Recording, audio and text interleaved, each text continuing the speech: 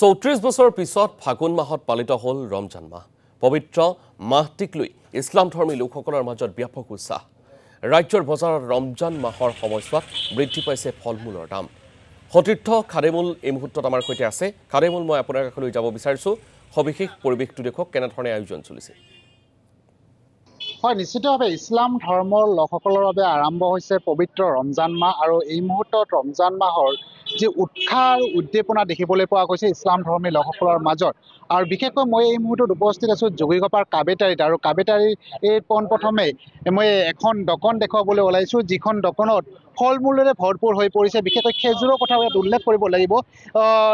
দেশী বিদেশী বিভিন্ন খেজুৰ ভৰপূৰ হৈ পৰিছে আৰু যিহেতু ৰমজান মাহত বিশেষকৈ খেজুৰ বা ফল মূলৰ যথেষ্ট চাহিদা বৃদ্ধি হয় আৰু এই চাহিদা বৃদ্ধি হোৱা দেখিবলৈ পোৱা গৈছে। আৰু ৰমজান মাহ উপলক্ষে বা ৰমজানৰ উদ্দেশ্য কি, এই বিষয়ে মোৰ সৈতে বিশেষকৈ মৌলানা জিয়াউল হক উপস্থিত আছে। মই মৌলানাগৰাকীৰ পৰা পোনে পোনে জানিব বিচাৰিছোঁ, মই আপোনাৰ পৰা জানিব বিচাৰিছোঁ যে ৰমজান মাহ আৰম্ভ হৈছে, ৰমজান ৰোজা কিয় ৰাখিব লাগে, কি ক'ব এই সন্দৰ্ভত? আউযু বিল্লাহি মিনাশ শাইতানিৰ ৰাজিম। বিসমিল্লাহিৰ ৰহমানিৰ ৰহিম। কুতিবা আলাইকুমুস সিয়াম কামা কুতিবা আলাল লাযিনা মিন ক্বাবলিকুম লাআল্লাকুম তাত্তাকুন। আল্লাহ তাবাৰক ওয়া তাআলা পবিত্ৰ কালামুল্লাহ শৰীফৰ ভিতৰত কৈছে যে হে ইমানদাৰসকল, তোমালোকৰ ওপৰত ৰোজা ফৰজ কৰি দিয়া হৈছে, যেনেদৰে আগৰ লোকসকলৰ ওপৰত ৰোজা ফৰজ কৰি দিয়া হৈছিল। কিয়নো তোমালোকে এই ৰোজাৰ বদৌলতত লাহে লাহে আহিস্তা আহিস্তা তোমালোকে মুত্তাকিন হৈ যোৱা। কৈছে ৰোজা আল্লাহ তাবাৰক ওয়া তাআলা আগৰ নবীসকলৰ ওপৰত উম্মতসকলৰ ওপৰতো ফৰজ কৰি দিয়া হৈছিল, অকল এই উম্মতৰ ওপৰতে নহয়। বিশেষকৈ উপবাস থাকিব লগা হৈছে, কি কাৰণত উপবাস থাকিব লগা হৈছে আৰু এই উপবাসৰ বিশেষকৈ কেনেধৰণৰ বাৰ্তা কৰি আনে? কৈছে যে উপবাস দুনিয়াবী হিচাপত দেখা যায় যে যিসকলে মুচিবতত পৰে তেওঁলোকে বুজি পায় যে মুচিবতৰ কি মানে মৰ্যাদা, এই পেৰেচানি আৰু দুখ মানে অনুভৱ কৰিব পাৰে।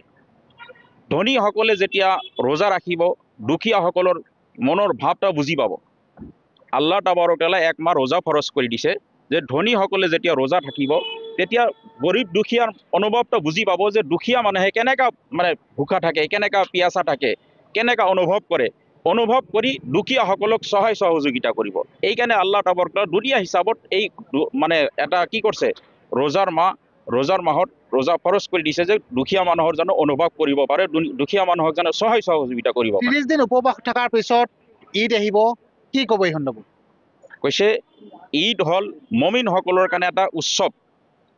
মমিনসকলে গোটেই মাহ 30 দিন ৰোজা ৰাখিব, ৰোজা ৰাখি পেলাই আল্লাহ তাবাৰক ওয়া তাআলা মানে কৈছে হযৰত মুহাম্মদ ৰাসূলুল্লাহ সাল্লাল্লাহু আলাইহি ওয়াসাল্লামৰ দ্বাৰা জনাই দিছে যে ঈদৰ দিনা যেতিয়া ঈদৰ ময়দানত যাব, ময়দানত যাই বটা লৈ আহিব। খাদেমুল হুছেইন এই মুহূৰ্তত আপোনাক ধন্যবাদ জনাইছোঁ। এয়া হৈছে এগৰাকী লোকৰ মন্তব্য আৰু পবিত্ৰ ৰমজান মাহক লৈ এনেধৰণে প্ৰস্তুতি পৰিলক্ষিত হৈছে। এয়া